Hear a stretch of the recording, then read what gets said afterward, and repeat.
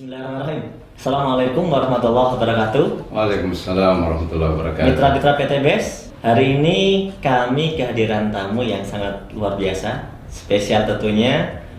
Di depan saya ada salah satu dari tim konsultan Eco Farming. Beliau adalah Bapak Jamaluddin Al-Afghani.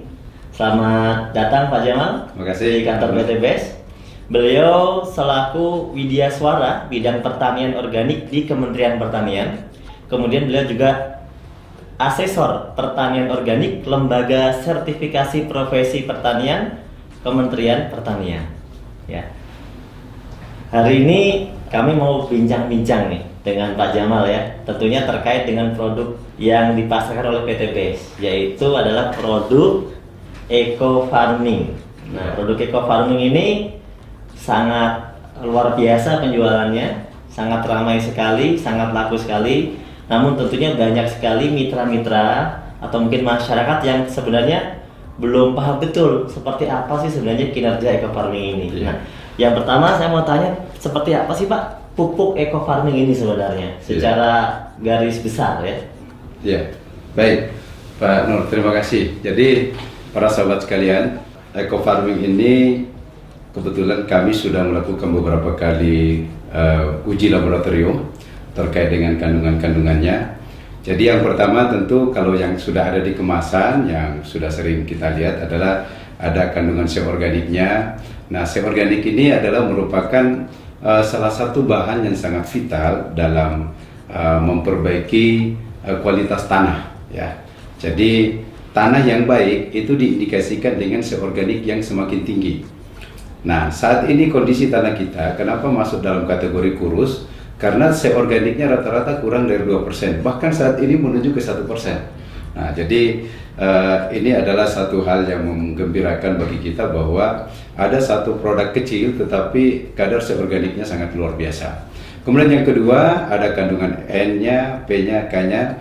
Ya sekalipun dalam jumlah yang kecil, tapi ingat bahwa memang untuk bahan organik tidak ada NPK yang di atas 5 ya.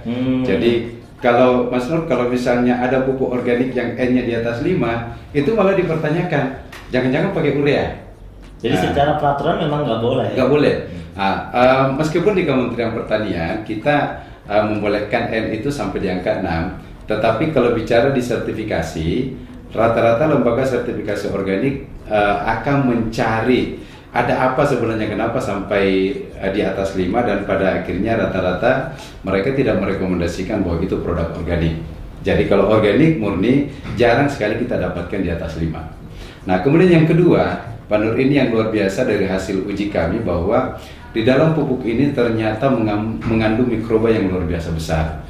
Jadi kalau misalnya nilai NPK-nya kecil tetapi mikroba penambat nitrogen itu yang tinggi, sehingga dia bisa mengambil nitrogen yang ada di udara. Ingat ya, di udara ini ada nitrogen sekitar kurang lebih 80% yang bisa diambil oleh mikroba. Di dalam tanah mereka juga mikroba-mikroba ini, kalau bahasanya kepala badan kami kemarin mengatakan bahwa mikroba ini ibaratnya adalah pasukan khusus.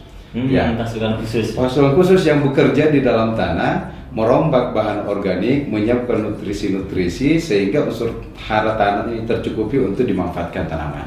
Iya, karena banyak sekali pertanyaan kan, kenapa Eco Farming ini bisa bikin pertaniannya subur sedangkan kan kandungannya kecil gitu kan? Nah, termasuk juga mungkin gini Mas Nur, bahwa masa sih benda sekecil ini bisa digunakan untuk 1 hektar gitu ya. Nah, saya ingin jelaskan para sahabat mitra PT BES dimanapun berada, di dalam satu tub Eco Farming ini hasil uji lab kami yang baru keluar kurang lebih 2 minggu yang lalu ya, kurang lebih 2-3 minggu yang lalu, itu mengindikasikan bahwa jumlah mikroba positif yang ada dalam 30 gram itu 150 miliar. Nah, padahal dalam kondisi belum diapa-apain ya? Belum diapa-apain.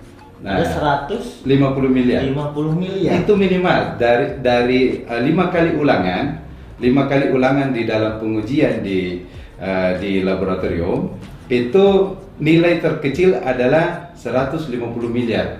Nilai tertinggi diperoleh 189 miliar per satu tub. Jadi kalau kita ambil tengahnya itu kurang lebih sebenarnya 170 miliar Rata-rata gitu ya? rata-ratanya ya. Itu maknanya apa, Dok? Maknanya begini, dengan mikroba yang dalam jumlah yang besar itu ketika kita aplikasikan ke tanah sebenarnya tidak perlu langkah awal tidak perlu sebenarnya kita lakukan pengembangbiakan lagi, fermentasi gitu ya.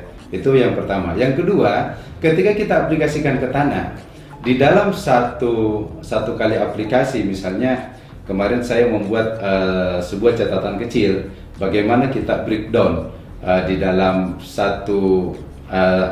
dalam 1000 ml itu ada 150 miliar misalnya. Nah, artinya setiap 100 ml itu ada kurang lebih 15 miliar.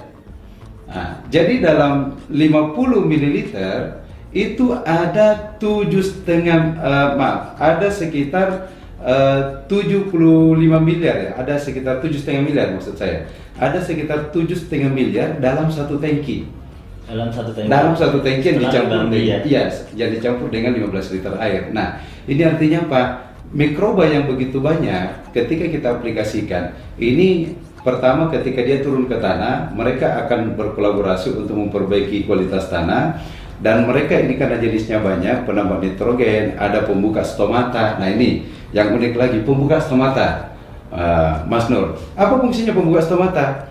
Stomata itu kan ada waktu-waktu terbuka secara alami. Ya, sampai jam 10-an. Ya, nah tetapi dengan menggunakan eco farming ini, ada mikroba yang kerjanya memang membuka stomata di luar jamnya. Jadi bisa bertambah lama gitu teman-teman. Ya.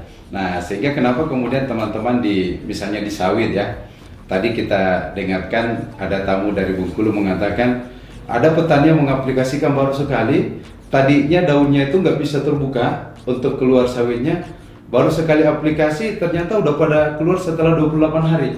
Nah, akhirnya mereka mengatakan, wah ini baru kali ini saya pakai pupuk yang bisa membuka daun secepat itu. Nah, kenapa itu bisa terjadi? Karena kerja mikroba. Nah, sebenarnya di dalam eco farming ini ada mikroba apa aja, Pak, yang sudah diteliti? Kita kemarin itu baru kurang lebih sekitar 8. Jadi ada mikroba aerob. Mikroba aerob ini sangat bagus untuk memperbaiki kualitas tanah, kualitas air ya.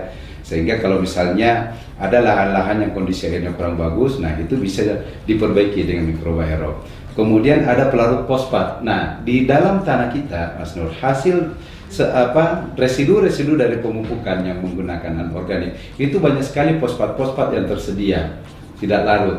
Nah, dengan menambahkan eco farming itu akan melarutkan fosfat-fosfat tersedia sehingga tanpa dipupuk P pun tanaman sudah tercukupi. Nah, itulah kenapa kemudian dengan pengurangan sampai 75%, kenapa kemudian ternyata masih tetap bisa mencukupi unsur hara tanaman karena kerja mikroba yang memanfaatkan bahan-bahan yang tersedia di dalam tanah. Kemudian ada mikroba yang fungsinya juga adalah untuk melarutkan residu. Jadi residu-residu dari hasil sisa-sisa racun, pestisida segala macam itu bisa dilarutkan sehingga tanah menjadi lebih sehat. Ada selain penambat nitrogen, pelarut fosfat, nah kita mikoriza. Nah ini dia. Ini mikoriza yang sangat luar biasa. Kenapa luar biasa? Mikoriza ini mampu mengambil makanan untuk disuplai ke akar tanaman dalam jarak yang sangat jauh. Jadi dia bekerja membantu menyuplai makanan. Ya, menyuplai. Dan yang kedua, mikoriza ini dia juga sekaligus membuat cadangan makanan. Nah, jadi kalau misalnya ada tanaman-tanaman yang kekeringan gitu ya, tidak tersuplai unsur hara dalam waktu air dan cukup misalnya, itu karena adanya cadangan makanan dari mikoriza sehingga dia masih tetap tahan. Nah, inilah kelebihannya sehingga kita mendengarkan banyak sekali dari teman-teman menyampaikan bahwa kenapa kok kekeringan tapi masih tetap hijau. Nah, itu salah satu fungsi hasil kerja dari mikoriza. Itu intinya begini, kita baru mengidentifikasi mikroba ini kurang lebih sekitar 200 juta dari 150 miliar. Nah, sehingga baru diidentifikasi sebagian. Iya, baru sebagian. Dari 150 miliar ini hasil uji kita baru kurang lebih 200 juta yang teridentifikasi. Artinya apa? Masih banyak mikroba-mikroba positif lain yang belum kita ketahui apa namanya, tetapi hasilnya sudah nampak kinerjanya. Nah, jadi begitu diaplikasikan ke tanaman, loh kok ini bagus. Nah, itu dia rupanya kolaborasi dari banyak mikroba ini memberikan pengaruh yang luar biasa untuk menyiapkan unsur hara dalam tanah.